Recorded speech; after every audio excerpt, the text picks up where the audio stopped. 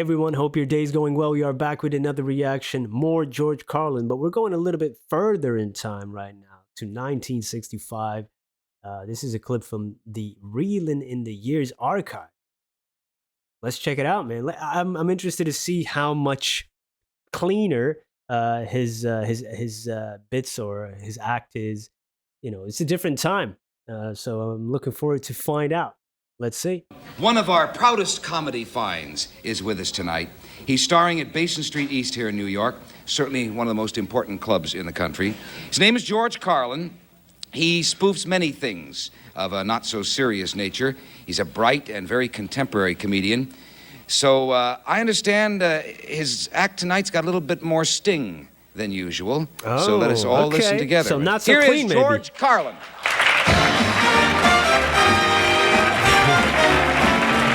He put a disclaimer in the beginning. It's got a little bit more of a sting. We'll see what stings, what bites. Hi,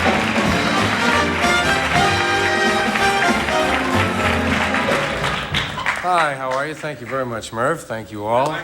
Thank you. Legendary Leave him alone, Merv then. Griffin. Really, it's impossible to pick up a newspaper these days without reading something about a protest or a march or a demonstration. This group is protesting another group's march and demonstrating against their bonfire and their rally. The pickets are against the pickets. They're picketing the pickets now.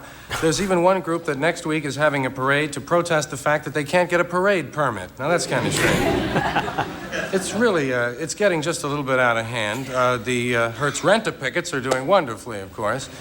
But the signs are what really scare you from time to time. Let's get out of Vietnam. Let's get out of the UN. Let's get out of the street. We're blocking the traffic. Ban the bomb the ban. Genghis Khan is alive in Argentina. He is not. Join the Mother's March on sore feet. It's gotten very strange. I even saw one guy with a sign that had nothing on it, absolutely blank, except down in the bottom it said, "Your grievance in this space, call Judson 4-1400." Hey, insert grievance, the airing of grievances. You know, one of the great things about Festivus, if you know about that. Man, he was already with words and cadence and rhythm and just, you know, having great vocabulary and just already so masterfully, you know, writing and stuff. It's incredible, man. Dang. Yo. 1400. That's a little bit weird. Selling a little bit of ad space for grievances. It is a little strange about these groups. We talk about extremism and radicals, and I thought to clear a little of the air about it, we invited a fellow with us here tonight who's a member of one of these so-called radical groups. He's the local chapter head of the John Birch Society. His name is Lyle O. Higley. The O stands for Old Glory. He's a veteran of 2 wars, a depression, and a Mets doubleheader. Let's give him a nice welcome, Lyle O. Higley. Thank you. Thank you very much. The name is Lyle Higley. I'm the head of the local chapter of the John Birch Society. I'm what you might call your local chapter head. And that's the New York chapter that takes in New York, New Jersey, and parts of Idaho. Yo, he is looking like his future self already in that, you know, in that character he's playing here. Yo, what's happening? A little trouble making up the zones, but we're working off an old Lewis and Clark map, you understand? That's not the only thing the Attorney General will let us have, quite frankly. But we're very well known in the area. We won the Mixed Bowling League last year. That's pretty important, pretty progressive for an outfit like ours. Of course, I feel that's what we need is a little more progress here in the 19th century. Huh? A lot of good things coming along for you. The Industrial Revolution's right around the corner. Steam engine will be finished next week. A lot of good things coming along for the ladies. At this time, I was going to have a guest speaker for us tonight. I had invited the head of the Ku Klux Klan, the Grand Imperial Almighty Omnipotent Invincible Stomper. However, his wife won't let him out of the house tonight.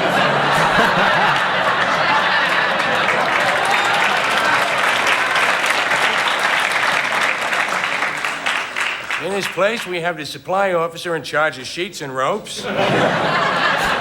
Fella's been coming along very nicely in a clan. He started off as a clud, then he went to a kloop, and Kleagle, Klaxon, Klepto. Now he's a clod. He's just been acquitted of murder for the 6th time. We'd like to introduce him now.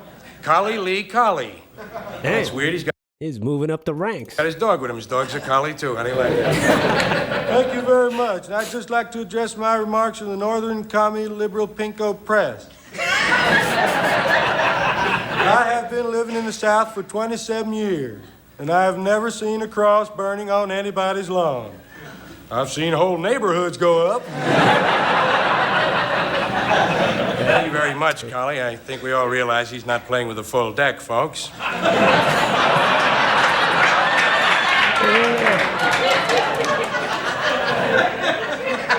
I'm gonna have to remember that one. And before we leave you tonight, I have one thing I'd like to remind you. The girls have been busy all week packing up the John Birch authorized kits. Everything is ready to go. It's got everything you need. We'd like every one of you to have one. You get your Donald Duck grenade launchers in there. That's the grenade launcher with the little Donald Duck on his side. 200 tickets to the witch hunt up in Salem next week. We got the John Birch handbook on how to persecute without prosecuting. Hey, And mainly, we got a document that copy. every American ought to see. This here is a list of 146 outstanding communists in the State Department. Each and every one of these 123 names has been thoroughly investigated by the FBI.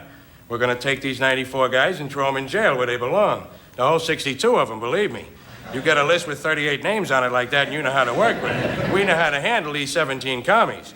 Not one of the 5 of them will get away. And when that guy shows up, he's in trouble, pal, I'll tell you that.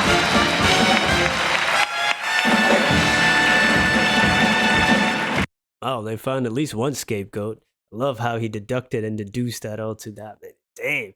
Like I said, he was already a wizard with the words, and also just so smooth with his delivery and so quick, man. And no stumbling over the words like I do all the time. It's just clean. And also a little bit cleaner in terms of swear words. I guess you couldn't do it back in the day. He has his 7 dirty words, but that list keeps changing over time, right? And yeah, but still that wit, that sting, it's in there. It's definitely in there. I love it, man. I love it. I need to check out more of these older bits. Cool stuff. Thanks for recommending it. Thanks for spending some time with me. See you in the next one. Peace.